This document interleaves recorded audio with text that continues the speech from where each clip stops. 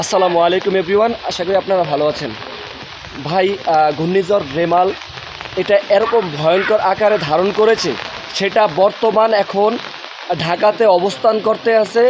আর এটি ঢাকা হয়ে ময়মনসিংহ হয়ে, মানে এটা প্রথমে ছিল কিন্তু কলাপাড়া, তারপর খুলনা, বাগেরহাট, এই ধরনের এগুলো ক্রস করে এখন বর্তমানে ঘূর্ণিঝড়ের অবস্থান ঢাকাতে। তো আসলে ভাই, এটা বাংলাদেশের ভিতরে এটা তাণ্ডবটা চালাইতে আছে এই মুহূর্তে, আমরা যতটুকু আপডেটে জানি।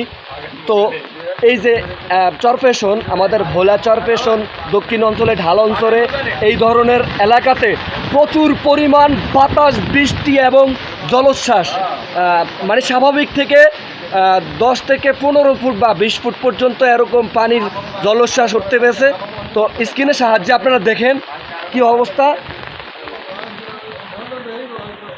দেখতে পাচ্ছেন। এটা হচ্ছে আমাদের ভোলা চরপেশন দক্ষিণ অঞ্চলে, স্ক্রিনের সাহায্যে দেখতে পারেন। সো এই ধরনের এলাকাতে পুরো ভরাডুবি। তো দর্শক, আপনারা দোয়া করতে থাকেন যাতে করে আমাদের উপর থেকে এই ধরনের দুর্যোগ অতি দ্রুত চলে যায়। আর আসলে ভাই, আমরা আগে যতটুকু জানতে পারলাম যে একদিনই কিন্তু আমাদের উপর দিয়ে ঝড় বাতাস আইলে একদিনই চলে যেত, কিন্তু এই ঝড় বাতাসটা 2.5 দিন পর্যন্ত, এখনও অবধি কোনো কমতি নাই। আকাশটাও একেবারে অপরিষ্কার, এখনও সে ক্লিয়ার হচ্ছে না। সো বাতাসের তাণ্ডব। এবং এখানে আমার পাশেই আর কি, এটা হচ্ছে বাংলা বাজার, এই একেবারে 2 সিঁড়ি বাকি আছে। তো দোয়া করতে থাকেন দর্শক। আর আমি এর আগে একটি আপডেট দিয়েছিলাম বিগত আরও সপ্তাহানিক আগে, যে ভয়ঙ্কর হতে পারে।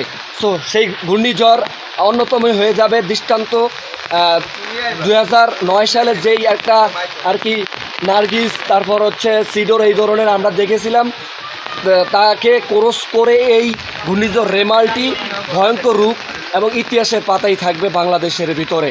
সো আজ এই পর্যন্ত, দেখা হবে অন্য আপডেট ইনশাআল্লাহ। আল্লাহ হাফেজ।